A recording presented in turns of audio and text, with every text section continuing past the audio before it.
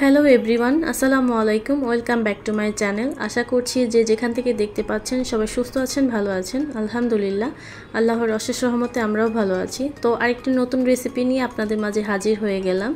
তো আজকে আমি রান্না করব কাঁঠালের বিচি দিয়ে লইটা শুটকি। তো এই তরকারিটি খেতে ভীষণ মজা হয়। তো চলুন দেখে নেওয়া যাক এই তরকারিটি রান্না করার জন্য কি কি উপকরণ লাগে।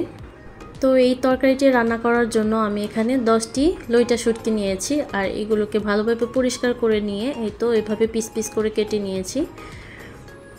আর এখানে হচ্ছে মাঝারি সাইজের দুইটি আমি আলু কেটে নিয়েছি, দেখতে পাচ্ছেন ছোট ছোট কিউব করে কেটে নিয়েছি। আর এখানে আমি 250 গ্রামের মতো কাঁঠালের বিচি নিয়েছি। তো এই কাঁঠালের বিচিগুলোকে আমি চিকন চিকন করে এভাবে কেটে নিয়েছি।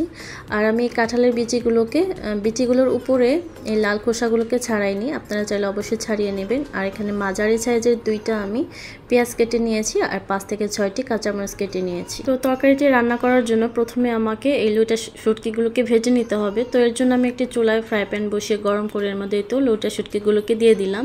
তো এগুলোকে আমি 5 থেকে 7 মিনিটের জন্য হালকা আঁচে ভেজে নেব। তো চুলার আঁচটাকে এখানে মিডিয়াম টু লো হিটে রেখে আস্তে আস্তে করে ভাজতে হবে। এই তো 5 থেকে 7 মিনিট পর এর মধ্যে এর কালারটা চেঞ্জ হয়ে আসছে। তো এর মধ্যে আমি এখন পানি দিয়ে দিব, আর এই পানিটা দিয়ে আমি 5 থেকে 7 মিনিটের জন্য এই লইটা শুটকিটাকে গরম পানির মধ্যে ভিজিয়ে রাখবো।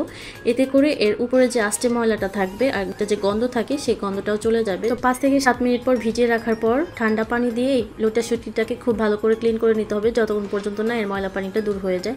তো আমি ভালোভাবে ক্লিন করে নিয়েছি।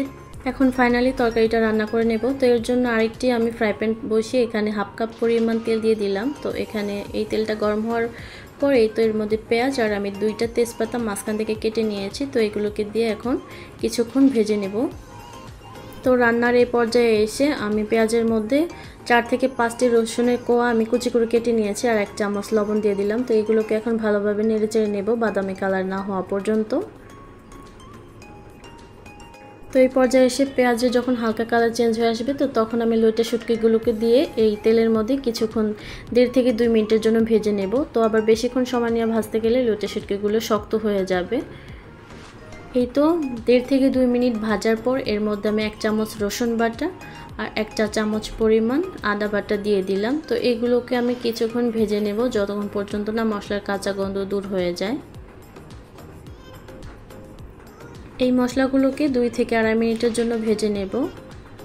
তো এই তো আমার 2 থেকে 2.5 মিনিট পর ভেজে নেওয়া হয়ে গিয়েছে। তো এর মধ্যে আমি মশলা কষানোর জন্য এখন পানি দিয়ে দিলাম। তো এর মধ্যে আমি এক এক করে এখন গুঁড়া মশলা অ্যাড করব। তো এর মধ্যে 1 চামচ হলুদের গুঁড়া, 2 চা চামচ মরিচের গুঁড়া, 1 চামচ জিরার গুঁড়া আর 1 চামচ ধনিয়া গুঁড়া। তো এগুলো দিয়ে আমি এখন সবগুলোকে মিশিয়ে নিয়ে 4 থেকে 5 মিনিটের জন্য কষিয়ে নিব ঢাকনা দিয়ে ঢেকে রেখে। এখন 4 থেকে 5 মিনিট পর ফিরে এলাম। এই তো মশলাটা আমার কষানো হয়ে গিয়েছে, আর আমি অফ ক্যামেরাতে 2 থেকে 3 বার নেড়ে দিয়েছিলাম। এই তো আমার মশলাটা কষানো হয়ে গিয়েছে। তো এর মধ্যে আমি কাঁঠালের বিচিগুলো দিয়ে দিলাম আর কাঁচামরিচ দিয়ে দিলাম। তো এগুলোর সাথে এখন আমি কিছু পানি অ্যাড করব। তো এই পানিগুলো দিয়ে আমি ভালোভাবে মিশিয়ে নিয়ে আবারও 4 থেকে 5 মিনিটের জন্য ঢাকনা দিয়ে ঢেকে রেখে কষিয়ে নেব।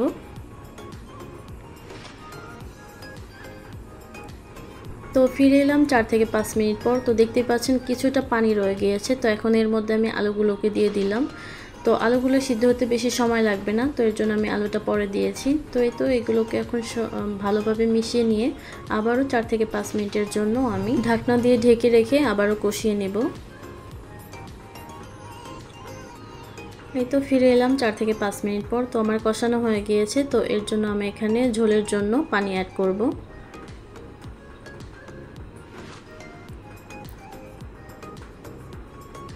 তো তরকারির এই পর্যায়ে এসে আমি ঝোলের জন্য 1 কাপ পরিমাণ পানি দিয়ে দিলাম। তো এই পানির সাথে সবগুলোকে মিশিয়ে নিয়ে 10 থেকে 15 মিনিটের জন্য আবারও ঢাকনা দিয়ে এই তরকারিটাকে রান্না করে নেব।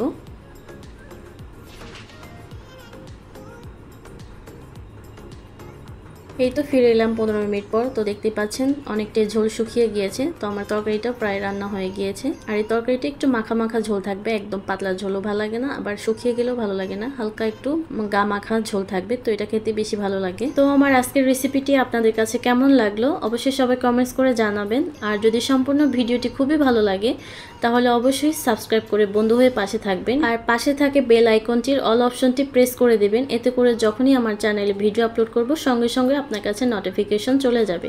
তো আজ তবে এই পর্যন্ত। নতুন আরেকটি ভিডিও দেখার আমন্ত্রণ জানিয়ে এখানেই বিদায় নিচ্ছি। সবাই ভালো থাকেন, সুস্থ থাকেন।